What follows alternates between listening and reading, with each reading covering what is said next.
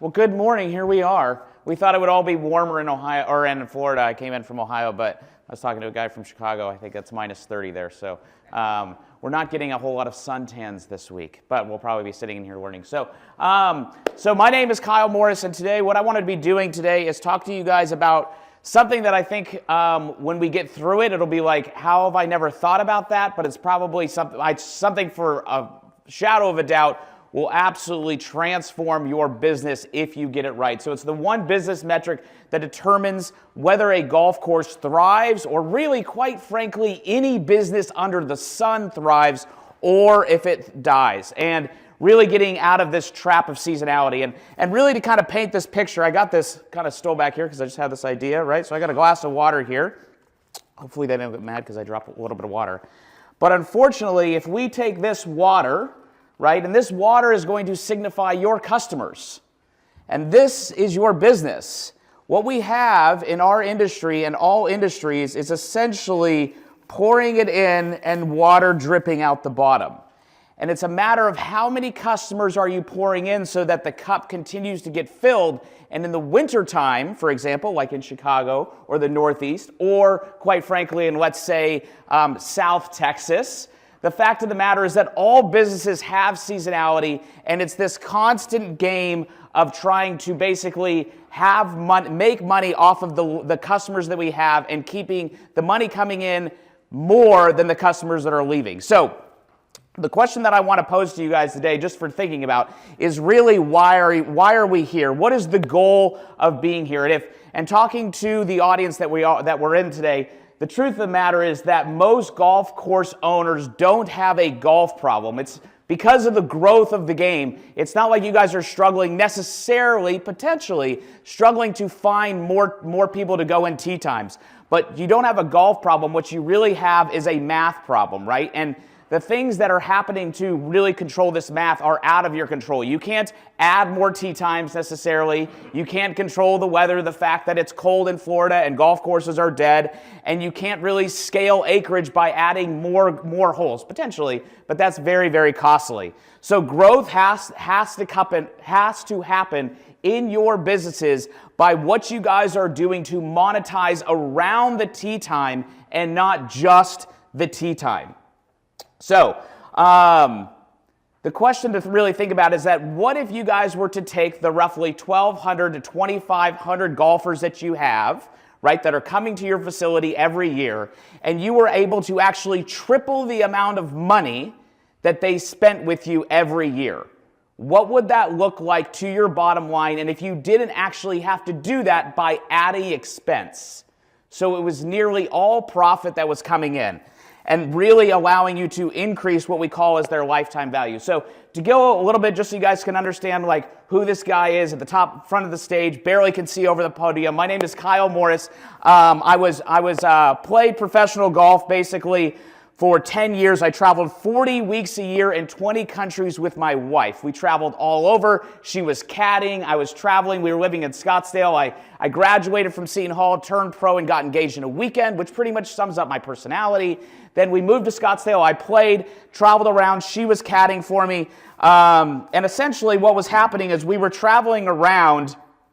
And in 2014, my wife's like, you know what, I don't want to travel anymore, so you need to go by yourself. So I'm traveling in Ecuador without my kids at this time, playing in Latin America, and basically was broke. I had no money. I had missed multiple cuts. My wife, who I am obsessed with, looked at me and she says, "You suck. You need a job, man." I was like, all right, sweetheart, here we go. So I basically come home and I'm like, I need to figure out what I need to do because I need to provide. At this time, I had 2 kids. We have 3 kids right now that are 12, 10, and 8. And I really needed to provide for my family. But the problem is that I basically had never had a job. I played golf at Seton Hall, turned pro, never been a W-2 employee in my life. So I had no clue what I was possibly doing. And with that said, like I had known golf, no job, no training, no marketing, no sales. All I had was a family and that I needed to provide for. So I opened a facility called the Golf Room. It started in 3,000 square feet. I opened it in January. I was like, okay, I'm going to kill it. This is going to be amazing. It kind of got off to a little bit of a hot start. And then in May, just like golf courses like you guys are doing right now, I went to my key, I turned the key in the middle of May, locked the door, and opened the doors back up in November. And I was like, this is terrible. I am literally just lighting money on fire. Just like you guys are like paying your rents or paying your mortgages at your golf course. And you're like, I'm paying bills and I have no one here. This is terrible. So I went on this quest of trying to figure out, like, what is it that I need to actually do to make a business that makes money 12 months a year? Because golf, by and large, whether you're an indoor space or a golf course, it is a seasonal business. So how can I break the mold to make it not a seasonal business? And if you think about all great businesses, just like you guys have at your golf course, all great businesses revolve around this like holistic approach. They have great financing, marketing, operations, general managers, teachers, products, customer service. Everything does around that to make a business thrive. So I was like, you know what I want to do? I want to create a business that I actually wanted as a player, because my golf coach as a player for 10 years, you guys probably might know him, was Mike Bender. And then Standout Lee was my putting coach. James Seekman was my short game coach. Pia Nielsen and Lynn Marriott from Vision 54 were my mental coaches. And I was always trying to get them to collaborate together to be on one page, but it was really, really hard.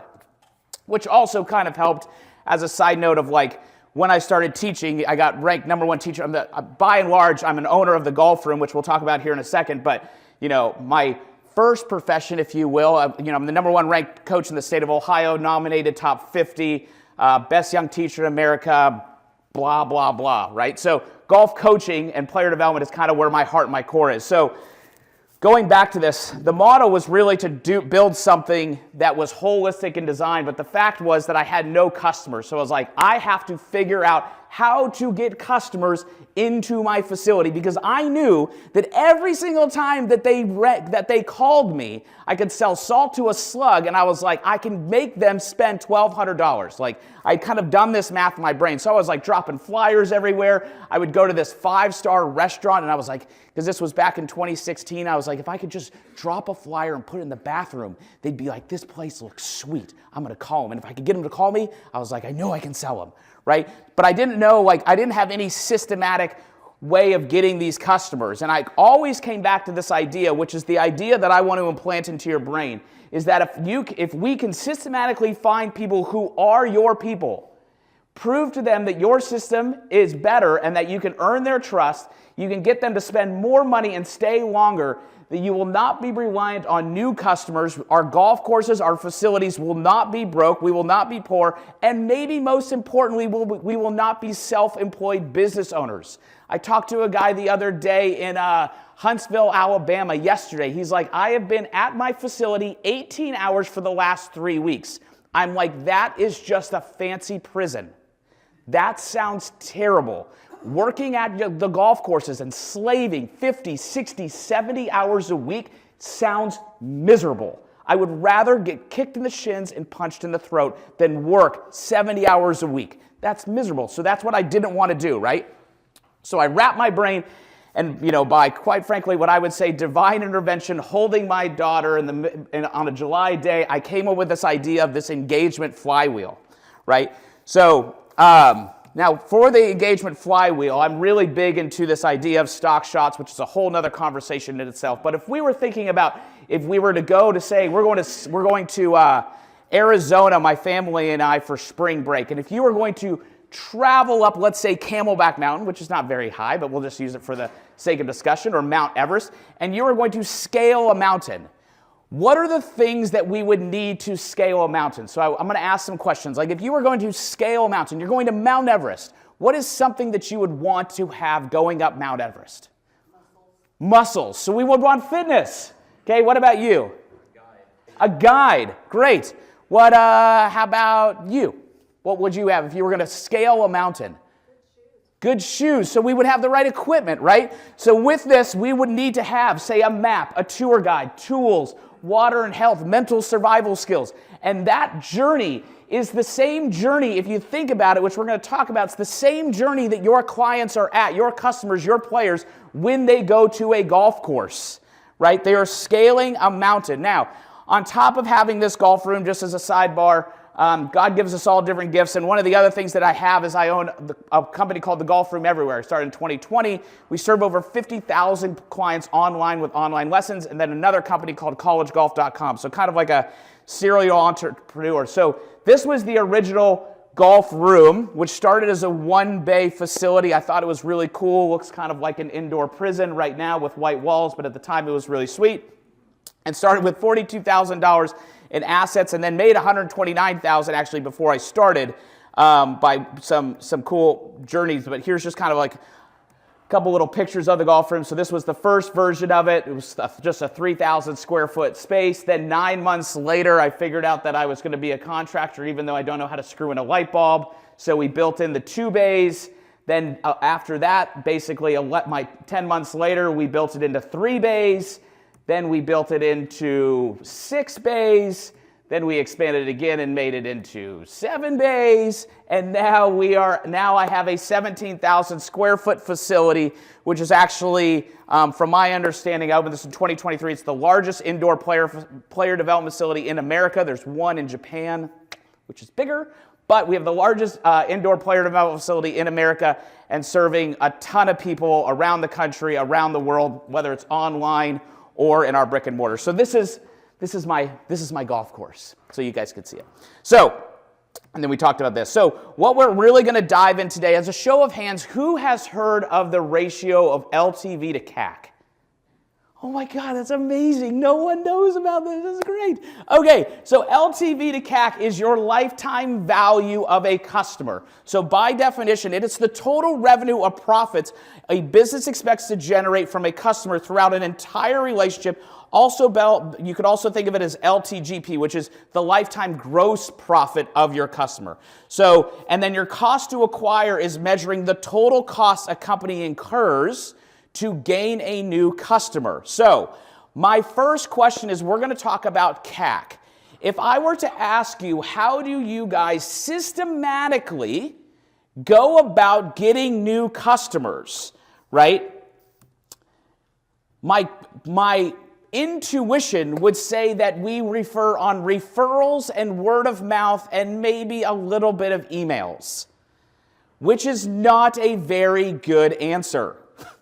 Okay, so the problem with this, right, is most businesses do not have a predictable way of creating new customers. They're dependent upon seasonal revenue, and they can't really track. The problem is, this is the other thing, is we're all small businesses, right? Like, we're not like Pepsi or Coke or like Johnson & Johnson. So we can't, when we do spend money as owners, and I'll relate to this here in a second, we never know if the money's actually working.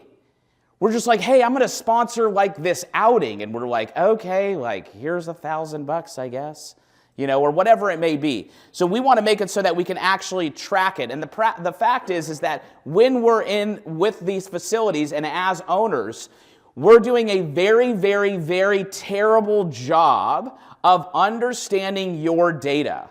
And at the front end, with the CAC, the cost to acquire, there is no strategic front end offers that you are offering to attract your customers. And you're just relying on hope that people will come into the course and that someone books. And every week you look and you're like, I hope there's T-sheets are booked next week. And it's like, that is like terrifying, because there's no predictability to what next month will bring. So, and I'm not throwing any stones, because I was the same exact way. When I started the golf room, it was only built upon referrals, and I was broke. And I remember a company coming, I will not say the name, they came and they go, hey, we're going to do marketing. I was like, what's that? And they're like, yeah, we're going to like do some stuff on Google and Meta, or at that time, well, not Meta, it was Facebook. I was like, great, so what are we going to do? They're like, we'll create this ad, and then we're going to send them this landing page. And I was like, what's a landing page? I was like, just throw them to the website of thegolfroom.com, because it's sweet and they'll see everything that we do. They're like, that's not going to work. I'm like, yeah, you're stupid. This will definitely work. So I gave them money. We did the ad, sent them to the website, didn't work. And I was like, man. And then how it came back to it was when I launched the online company in 2020, which is solely dependent upon ads at the beginning.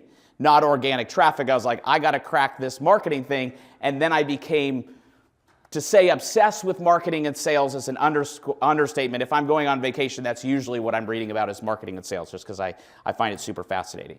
So with this, it always came back to this question, and I love this question and statement by this marketer, by Dan Kennedy, and he said, whoever can spend the most money to acquire a customer wins. And we're going to talk about that here in a second in regards to the CAC. Right? Now, in regards to LTV, to create a little bit of definition, so lifetime value is the core business metric that tells you how much total revenue a single customer expects to generate over the entire relationship. So the question that you need to think about is, what is one customer worth to you in your business? And if I ask the room, my guess is most of us probably don't know that answer. Right? So most of us, if I said a new golfer comes to your facility, what is that worth to you over their lifetime? And we're kind of like, I don't know, however many tee times they book, I guess, right? So, and this is kind of your formula, your average purchase price, right, times your purchase frequency times your customer lifespan equals your lifetime value. So with this, right, if your tee sheet is full, right? Because you kind of have two avatars in the room here. You have owners or operators who are like, man, we actually don't need any more customers. Like the tee sheet is booked, right? Now there's something to be said about the seasonality because like it gets cold in Nashville and the course gets cold. But you have owners that are like, my tee sheet is booked. Like I don't know how to make more money. And then the other ones were just like, man, I need more customers because no one's here. And both are bad answers that I want to help you guys figure out. And the thing is that you guys don't have a design problem, a golf problem. You guys don't have a golf problem. What you really have is a design problem. And this design problem is what we call like what I call the engagement flywheel, right? So if we go back to this quote of who can spend the most money to acquire a customer wins, let me ask you a question. This little guy, who happens to be my son, by the way, right? This little guy, if this guy comes into your golf course and he walks into the pro shop, how much is that guy worth? Most of us, right? She's smart. She's like, a lot, right? Some of us are like, oh, God, little Timmy's here again. And then we're like, the dad's going to play with him, right? Or if we have an indoor facility, we're like, we're not going to let him hit on the TrackMan. That's like 25 grand, and he can't be by the TrackMan by himself. You're going to watch him, right? Right? So at the golf room, when this guy walks in the room, we are blood-sucking vipers. He is a $132,225 client to us. So we literally are like, what does little Timmy want? Like, whatever you want, the answer is yes. Right? So with this in mind, if you guys came to me, right? So if you don't mind, you're like right in front, so I'm going to pick on you all day. So let's say she has a friend, and she goes, hey, I got a friend whose kid is really, really into golf. Like really into golf. What would you pay me, Kyle, if I give you his contact information and he books a lesson? I go, anything above 100 or anything just shy of $132,225, so I make $1. So for us, and think about this, going back to whoever can spend the most money to acquire a customer wins. I pay high school coaches, which in the state of Ohio, a high school coach will probably make about $1,500 to $2,500 for their season, and that is a lot of work for them to do that. Like that's a lot of work, very little pay. I will pay a high school coach $1,400 if he sends a kid to our open house and he signs up. I will happily give that guy $1,400. So if I'm giving a math teacher $1,400 and you're trying to do it, who do you think wins between the two of us? I win every single day of the week. So who can ever spend the more money to acquire a customer wins. And the reason I win is because I know what the lifetime value of a customer is. We're good here. Kind of understanding. Good. So, now, kind of looking a little bit at like business, and I'm not my general manager ran a golf course, so I've kind of, hopefully my math is okay, but kind of looking at this, right? Annual revenue, obviously based upon the health of the public course, you know, $3 to $4 million average rounds. This is probably a very healthy course, really. 35,000 to 42,000 rounds, yada, yada, yada, blah, blah, blah. Going through all the math, my guess is that your average lifetime value is probably around $1,200 to $2,500. You know, take that with a grain of salt, but just to kind of give it as a little bit of a frame of reference of what do you think a client is, because you're probably sitting there saying, I wonder what our LTV is at. That's probably something around it for most public courses that are somewhat healthy, right? So I want to talk to you guys about how to maximize this ratio of LTV to CAC, because when you maximize this LTV to CAC ratio, I know this sounds crazy, you literally start printing money. So because of our LTV to CAC system at the golf room, right? The golf room, because I understand the CAC and I understand the LTV, Meta, which we're going to get into this Entice part here in a second, is basically like a faucet. I can just turn on business when I want. I don't turn on the meta game when I want to make more money. I only turn on the game when I basically I turn it off only when there's a bottleneck. So to be very transparent, right now you cannot book a bay in the golf room for 4 weeks. You cannot get a lesson for 5, and you cannot get a new student assessment for 3 weeks. So right now I am like chomping at the bit. I put 2 more offers into instructors because I'm hiring instructors. Basically our local guy, Garrett Cordy, I have a 24/7, 365-day job application because I'm always hiring. But you're trying to make it to where I'm only not marketing when I basically have the constraint of the bottleneck is open, meaning I got to hire more instructors so I can fill more bays, if you will, right? Because I got to supplement the practice with the lessons. It's a whole thing. We won't get into it. Okay, so the first thing with this LTV, right, is we want to go through the 6 stages of how to maximize your LTV to CAC ratio. And the 6 stages are entice, engage, empower, equip, encourage, and then you get the beauty of expanding, like building bigger facilities or buying more golf courses.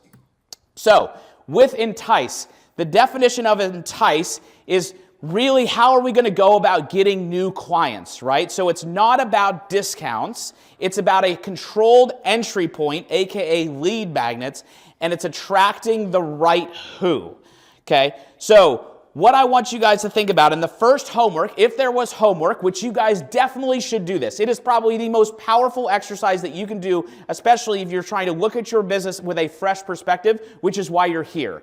You need to go home and you need to write out who is your customer specifically. If you are trying to market to golfers, that's everyone. And if you market to everyone, you're marketing to no one. You have to know who exactly it is that you are marketing to. So I want you to go home, write their name, and like, I am marketing to John Smith. He is 42 years old. He makes $196,000. He's got 2 kids. He's in finance. This is his hobby. He listens to Tony Robbins. He listens to fishing podcasts, like blah, blah, blah, blah, blah. And now you start to get your mind around who it is that you are marketing to. At the golf room, I don't market to everyone. We're like, you know, and this sounds super harsh, and this is just my demographic, but if people are like, the golf room's super expensive, I can't afford it, I go, I know. This isn't for you. Just like Lamborghini is not marketing to like a, you know, factory worker. That's okay. But then there are companies who are marketing to a factory worker. So like some of us are owning municipal golf courses. You're not marketing to Lamborghini guys.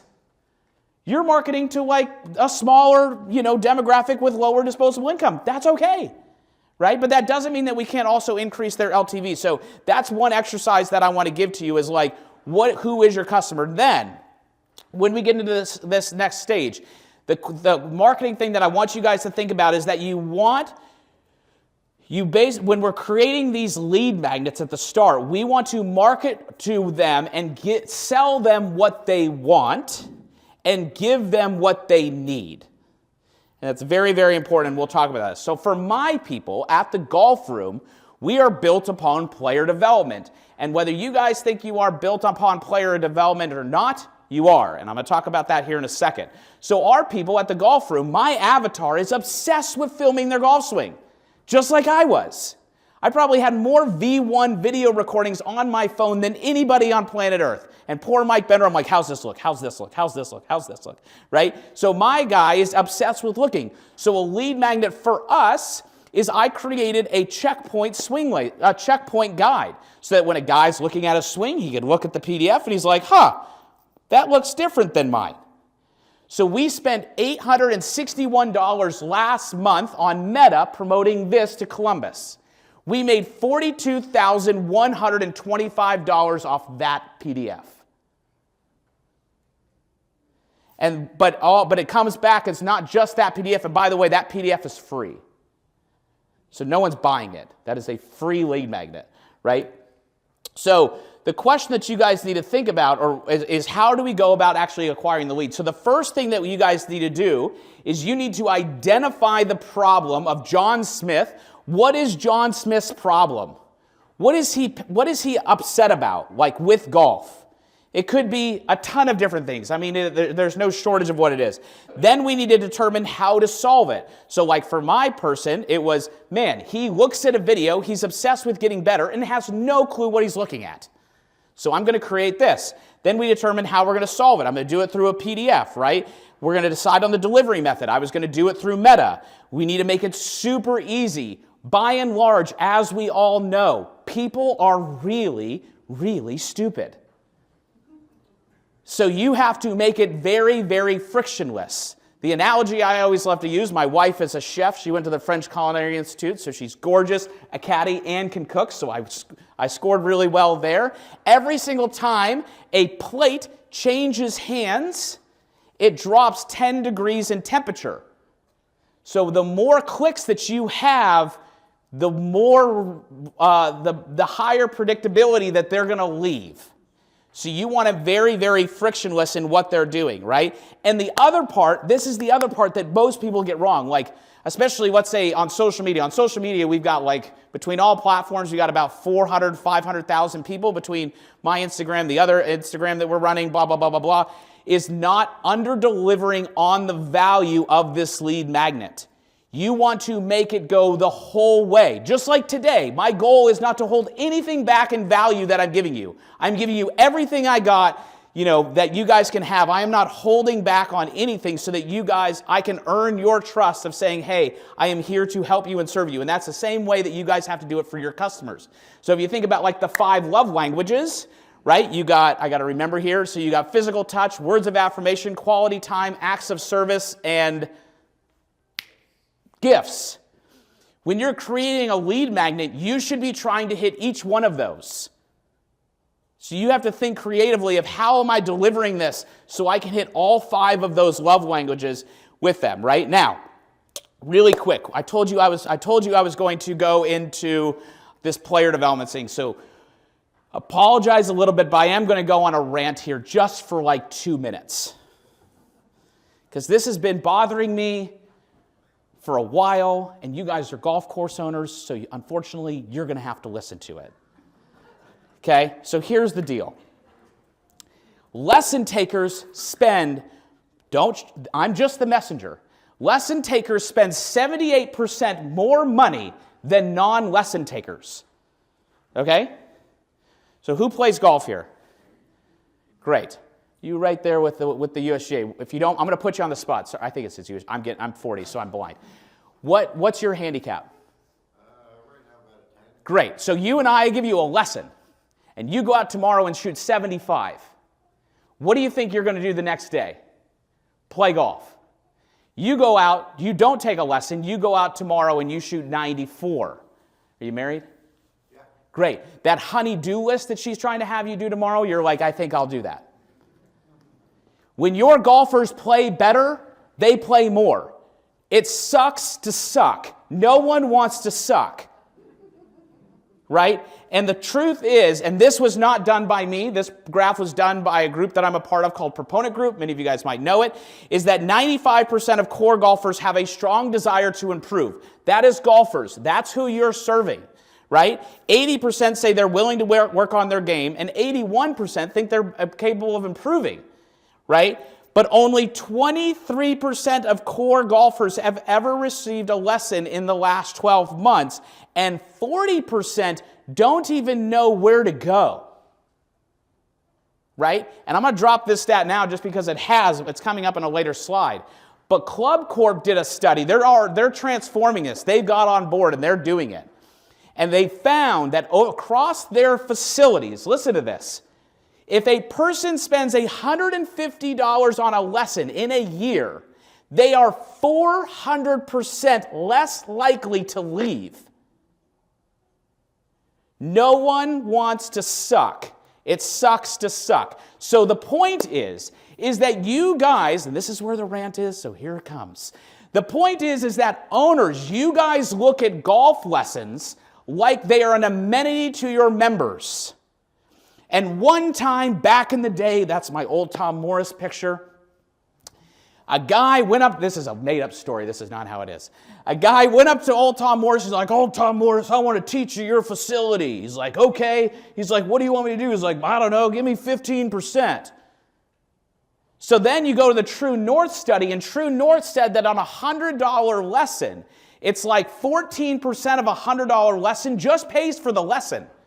That's like to fix the grass, charge the cart, pick the range, pay the guy to pick the range, blah, blah, blah, blah, blah.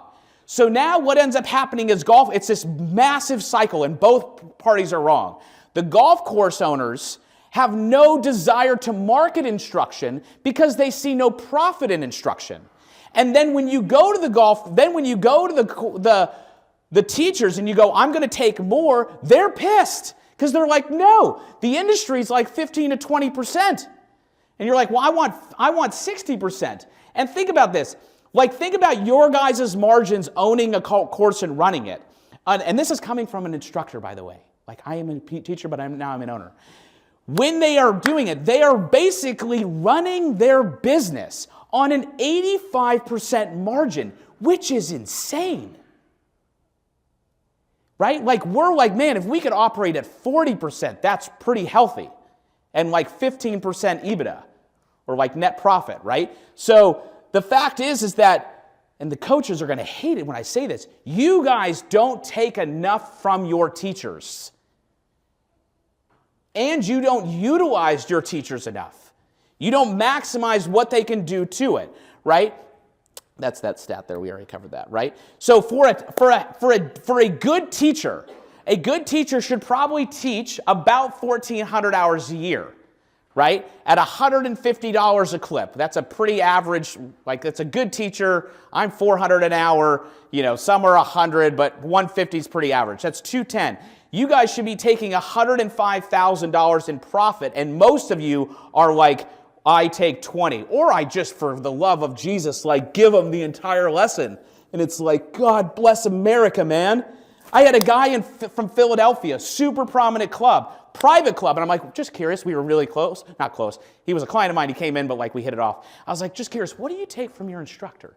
He's like, "Nothing, I give the instructor all the lessons." I'm like, so you let him take all the money, and then you assess the members for the cart pass. Got it. That makes sense. So let's just stick it to the customer and just let the assistant pro rake it all in, right? So it has to be it. But the point is that both worlds win, because now you guys are going to become masters of enticing. So you guys are going to be pulling in all the customers, then they're going to be teaching, and they're going to be like, "I'm teaching more, this is great, I'm making more," owners are happy, and like everyone wins. But they're upset because they're not teaching enough, because you're not marketing, and then when you start marketing, you want more, but then they're pissed as hell because you're asking for more. So it's like the whole thing is broken, and I'm going to break it. Okay, that's my rant. Okay, so when we go back to entice, the goal is that you need to create an irresistible offer. Let me give it as a story. Back in the day when I think it was the Bellagio opened in Vegas. Show of hands, tell me who would do this. Bellagio opened and they said, "You're going to get 3 nights, 4 days at the Bellagio, every meal paid for, $300 in gambling money, right? For a total of $350. Who would do that? $350 for 3 nights at the Bellagio, $300 in gambling, and every dinner and every meal played. Oh, and unlimited drinks. Sorry, forgot that one. Hallelujah. Right? So the point is they gave an offer that was so good no one could say no. Right? We call that a MIFGI, the most irresistible free gift ever. So this was one I just vomited out, quite frankly, but it's something of like selling them what they want. So your people want to play golf. Right? So it's like 5 rounds, a game planning session, a club evaluation, one complimentary drink. Who has 1 drink on a round? But if you start the faucet, probably going to get 2 or 3, right? Then you get food or beverage credits, 2 large buckets of balls, total $349, right? Which is probably right now, right when you've done that, you've already hit your year average cart value for that person with that package. And now all these things that are come behind it are now going to increase that lifetime value, right? Because now, let's just say they do a club evaluation. That is a lot different than a fitting. You're just going to look at them, look at their clubs, have the assistant pro go out there, look at the lie angles, because 85% of clubs that are custom ordered are wrong, and they're going to go, your clubs suck. That's why you hit it left. You're too shallow and the lies are upright. We should probably get you new irons. Right? So now you're increasing the LTV of each person by selling them what they want and giving them what they need. So then you're going to go to create the ad. I got to go way faster. Okay? So to creating offer, 50% of purchases happen after the 7th advertisement. Right? Just to kind of know. So when you send 2 emails, you're 5 emails short. Right? Now, there's a marketing vessel that you guys should know of 7-11-4. That's your consumer needs to consume 7 hours of content in 11 different interactions on 4 different channels. My company last year posted 19,762 different pieces of content across social media. So when you think you're doing something, do more. Because you need to be, that's why it's the golf room everywhere. You need to feel like they have to be like, God, this golf course is everywhere. And they're like, I think I'll play there when they want to go play, right? Now, when you're doing that, you need to create as a little framework, a hook, a story, and an offer. A hook that gets them to stop scrolling or read the email. Then a story, people relate to stories. So when you're hitting a story, it follows 3 frameworks of emotion, logic, and fear. So your emails kind of go into one of these, like emotions, like, hey, we want to make you stop slicing, and here it sucks to slice, right? You lose all the balls, people make fun of you, blah, blah, blah, or you tell you're relating the story. Then you got logic and fear. So you're kind of following this hook story offer, right? So what we want to think about is, as your homework, is who is your customer, and then what can we offer your customer to entice them to come to your course or your facility or your business. The same, I consult with like chiropractic clinics. Like this is across the realm. This is just not just for golf courses, right? And then there's all these different things that we can do to indoctrinate them after they've done it. So there's indoctrination emails of like, why is your course different? Like we went to this place in Cincinnati, right? Last week, my daughter had a gymnastics game. We went down there. You might know this place called Montgomery Inn. On the place table, on the place was the placemat, was like the history of the Montgomery Inn. And what did I do? I read it. And I was like, I feel like connected to this place. Right? So there's indoctrination emails. There's technology where you can literally drop ringless voicemails into people's phones without calling them. And you can send like 1,000 phone calls in 1 second. Right? There's text message automations where they download the Checkpoint Swing Laser, or the Checkpoint Swing Guide, right? And they can get a text message right away coming from me that's blue that basically feels like I'm reaching out like, hey, what did you learn in your thing? Or let's just say for you guys have gin handicaps.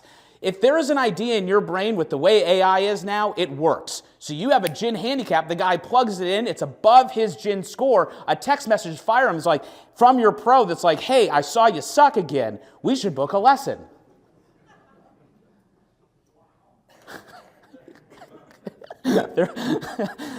Or just free video series on like how to improve, right? So you're constantly trying to get them to over-deliver on the value. So that's the entice stage. So now we get in the engage stage. So in your brain, you have got the customer to come in, right? So now it's all about the engagement of that customer. So how is that customer interacting with your staff from the moment they set foot on property?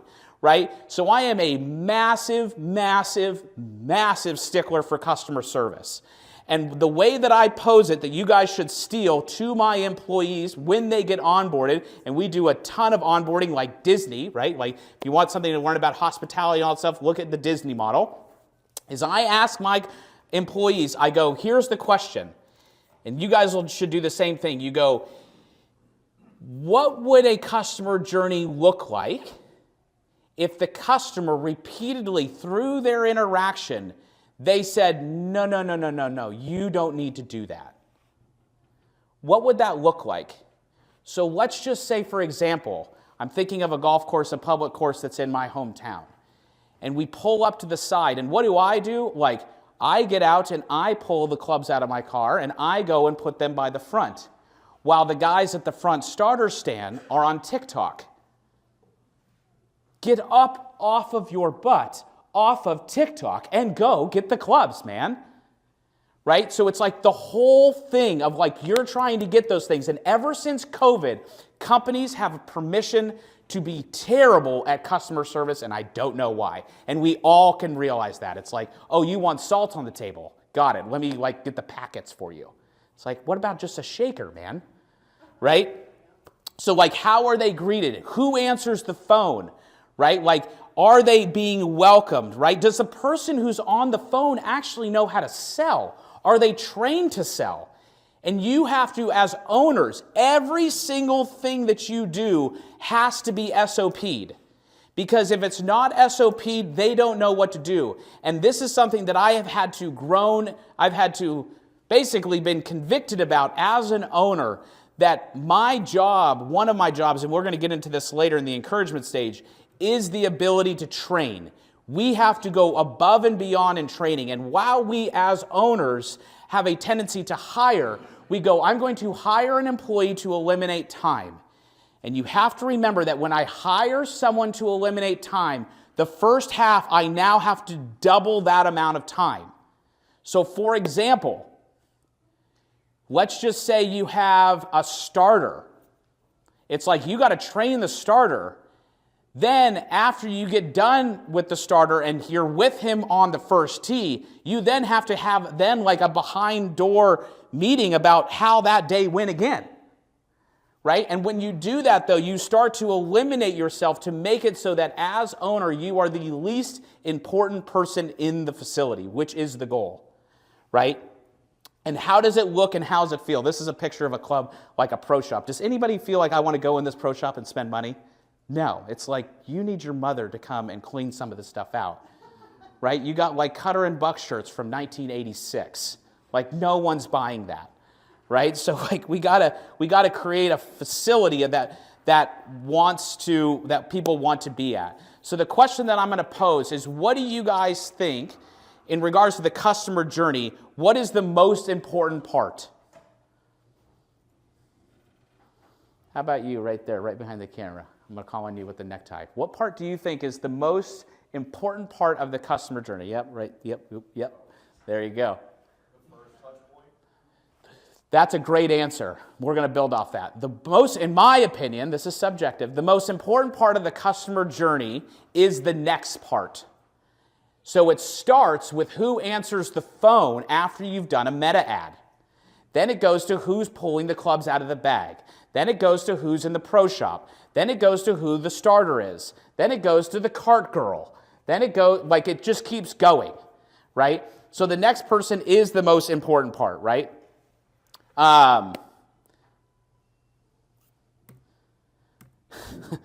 So what's interesting, this guy's so pissed. What's interesting is by and large, we go, if we polled golfers and we go, hey, what do you guys think about starters? And they're like, you mean the spawns of Satan? So the point is that this poor guy, the point is that the starter, like that guy's probably interacting with the guy the most. That guy has to be over the top in service and hospitality. Like literally, he should be like scrubbing hooks, cleaning shoes, filling up water bottles, wetting the towel, like above and beyond. And the guy's like, hell yeah, I feel like I'm at Merrifield Village, and I just paid $19 for this green fee, right? And now he's like, I think I'm going to play here more. Sounds like my LTV is going up, right? So the question with this engagement stage is how well, as a conviction, every single thing in your facility has to be SOP'd, meaning there has to be a standard operating procedure for everything. And then as an owner, those annual reviews that you have with your employees become really easy. You go, this is your job, what you're supposed to do, and this is actually what you did. Where did I miss here? And they go, yeah, I get it. You're like, right, so let's do better. I think I need to do more training. So everything needs to be SOP'd.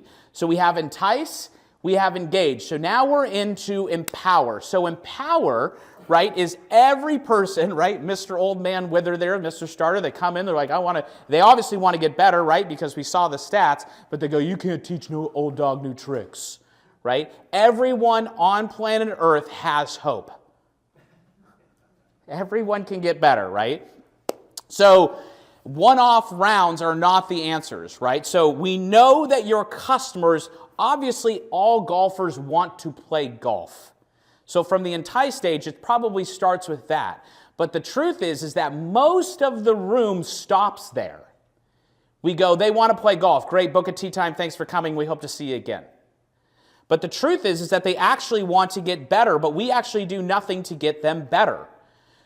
So I was trying to think about this, you have private facilities, which becomes essentially for a private facility, this whole thing that I'm doing becomes a layup, right? It's a layup. For the public facilities, it's a little bit more tricky.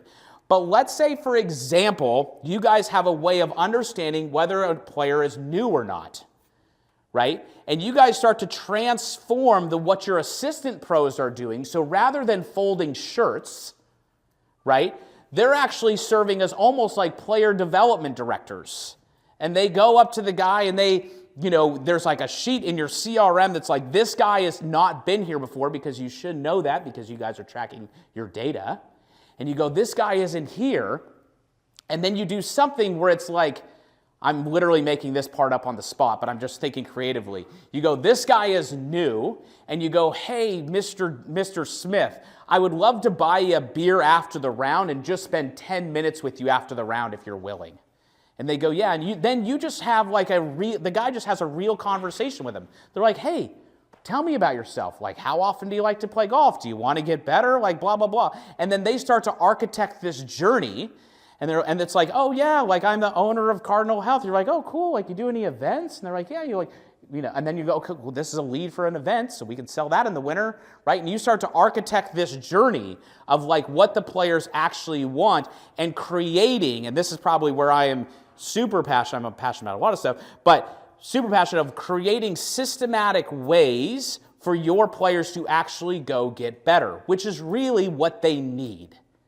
They want to play golf, but people want to get better, or they need to get better, right? And everyone needs to get better, like everyone. That's why every player on the PGA Tour has a coach, right? So we need to create it so that we're empowering them so that they understand, hey, us at this golf course, we are the way in which we can help you go about getting better.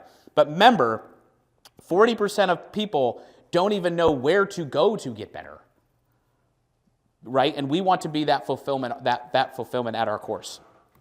Right? And now, after we've done that, so now we've enticed them through Meta, we've engaged with them with incredible customer service, we've empowered them, and they're like, yeah, I can see how I can go from a 15 to an 8.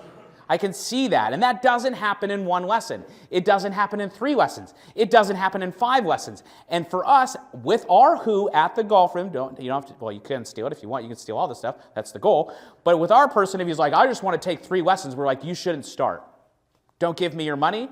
There's a PGA Superstore, like right, and hopefully there's no one from PGA Superstore in here. But there's a facility right down the street. You can just go take 3 lessons there, but we don't believe that is the way to actually go from a 15 to an 8. Right? So do we sell a la carte lessons in packages?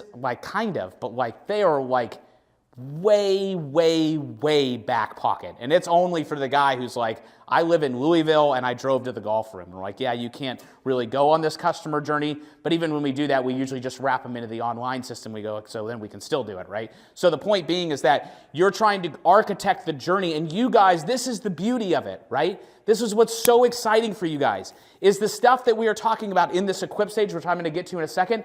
None of this stuff costs money. There is not one thing that I have said that you need to add to your expenses. This is just having us do our job better, right? And we wonder, what's kind of like everyone wants to be great until it's time to be great, and then no one wants to do what's required to be great. So we have to do what is required to be great so that we aren't enslaved to the prison of our golf course, working 15 hours a week or a day or whatever, right? So now that we have them on this journey with our empowerment, we want to say, like, what are the things that we need to equip them to actually reach their journey, right? So we talked a little bit about this, but going back into the Club Corp thing, they have found that essentially a $60,000 payroll, so think about your assistant pro, $60,000 payroll to your assistant pro, when done correctly through this engagement flywheel that I'm talking about right now, will generate $2.8 million in annual return to the club from a $60,000 employee. That's pretty good ROI on that investment.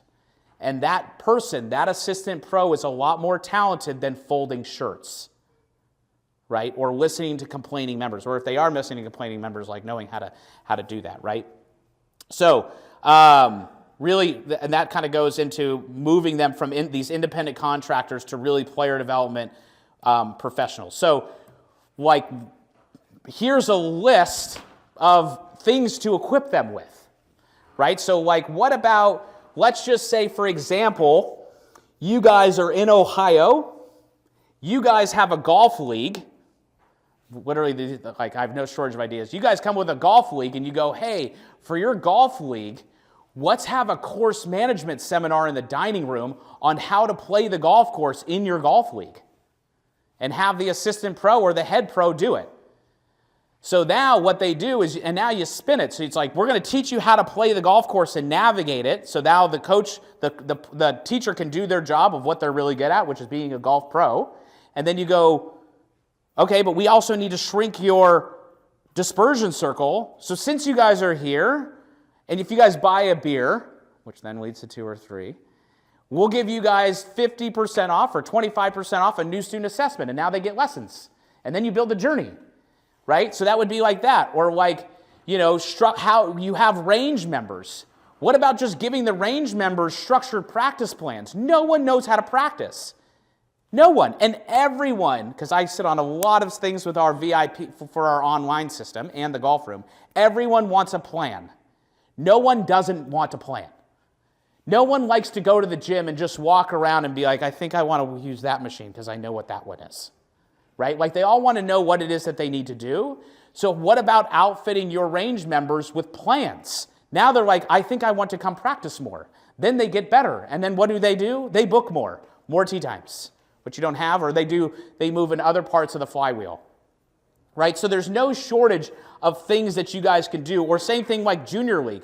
We make 7 figures alone just on junior golf at the golf room in that little, not little, it's 17,000 square feet, but in that brick and mortar, right? So the point is, like, our junior academy is $18,000 a year, right? We have 60 kids. Then we have our little tyke ones, right? That's $5,400 a year, right? And the point is, you go, how you must live in Beverly Hills. I go, no, I live in your guys' neighborhood. And our people are not like trust fund babies. But the point is that when we're selling our junior academy, we are giving them what they need, and the parent is like, this is exactly what my child needs. I am willing to spend like around $1,400 a month, which is cheaper than daycare, so that I can invest into my kid's life. And a lot of times what you guys are doing for junior golf, you guys are underpricing yourself, and you guys are too price sensitive. And if you price a product and then you know how to sell the product and then deliver on the product, then you can charge more than you're charging. Just like if you go, how do I justify raising my green fees from 110 to 125.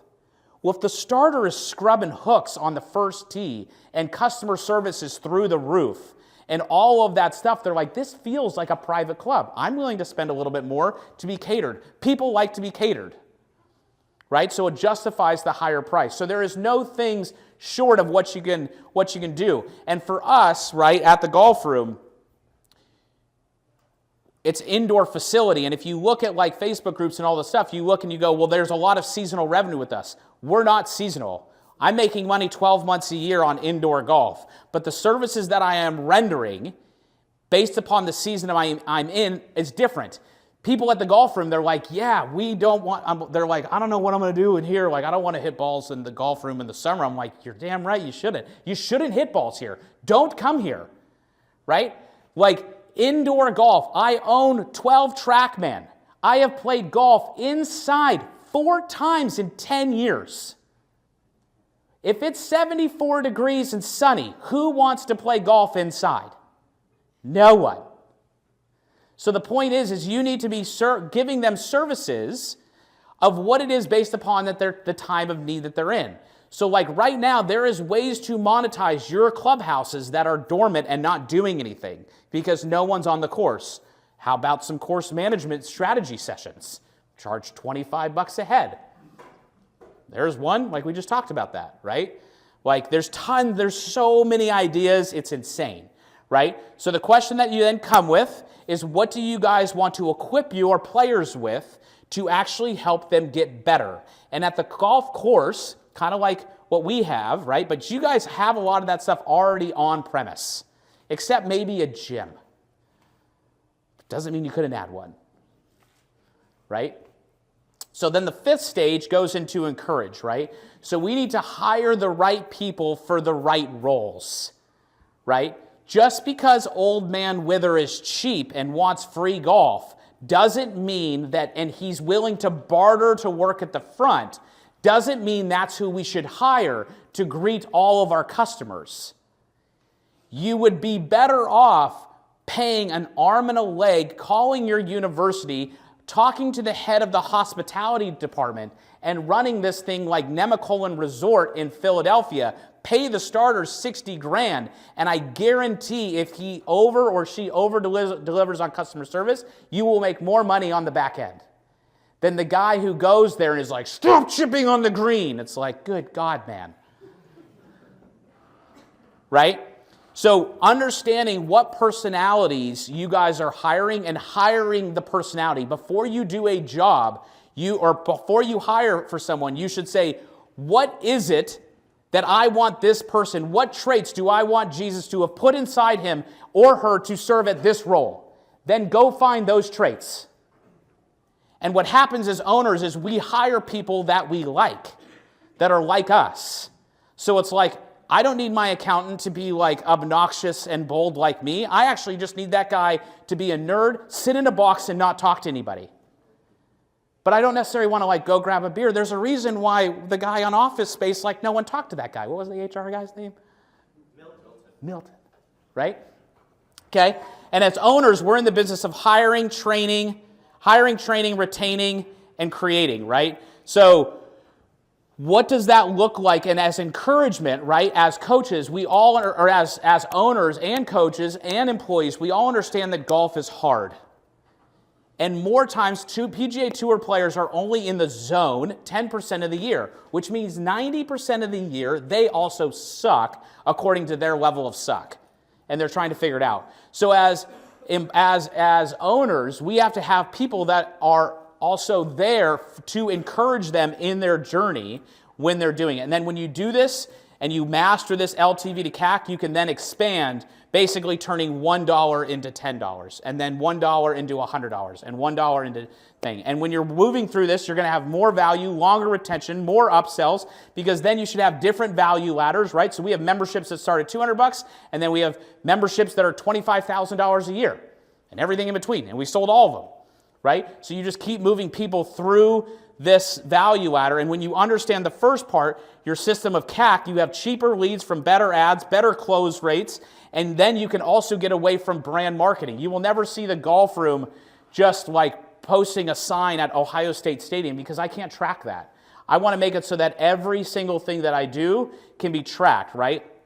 So the old way of you guys thinking is that I am dependent upon tee times, and the new way is that I need to make it so that my players are basically going and getting better, and I'm using tee times almost as the entry point to move them up through and increase their LTV.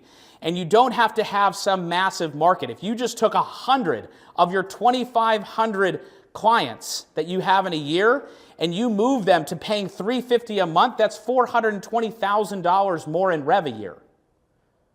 Like, you basically have to you have to convert 5% of your clients. If you can't do that, maybe we should think about a different job, right? Or just the same thing of like, we don't have time to do this, and realizing that the hiring, training, retaining, and creating eliminates the time. So the questions for you guys to think about as we close, right, is if you guys were able to take those $2,500 active clients or so, and what if you guys just took 10% of their lifetime, those golfers, and you were able to triple their lifetime value, how much would that be worth to you? And remember, when we say tripling, that adds, there's no real expense that is added to that, right? And why it rarely happens is because you guys are selling access. There's very few designs that are actually programmed. And the point is that you guys are always kind of thinking, rightfully so, of what it is, like, I just got to fill the tee sheet. It's like, no, that's just the start. At the golf room, for example, in a little bit of quieter spaces, I probably will do it just because I will do it. I've literally been like, you know what, I'm just going to open TrackMan practice. It's free. Like, you can just practice for free. And then you'll go there, and guess what will happen? They'll be like, wow, I suck. I need a lesson. Like, so we don't even make money on that. So,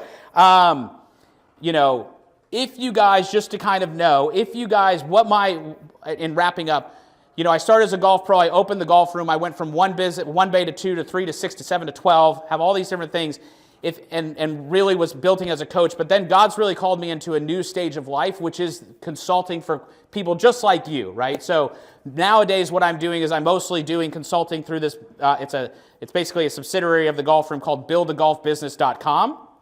So if any of you guys, for kind of further action, if you guys want like a roadmap of saying, hey, how do I go about tripling my revenue or building this whole engagement flywheel out, you would just go to this website or go to buildagolfbusiness.com. Basically, the way it'll kind of work is you're going to fill out an application. You'll schedule a time to talk with me. I'll figure out if it's a good fit, if I can help you, and then you come visit me in Columbus, and then hopefully start printing money. So hopefully you guys, if nothing else, have learned and start to think about this whole idea of LTV to CAC, because it really is almost like the top metric that you guys should constantly be focusing on. How do we make more money off of our customers, and how do we acquire customers cheaper, but maybe even more importantly, attract the right customer? Like, if we're a golf course that has high green fees, we don't want to have bottom feeders coming in. Like, that's not who we want to attract, because they're not going to be here. Right? So thank you guys so much for being here, and I hope you guys have a great day.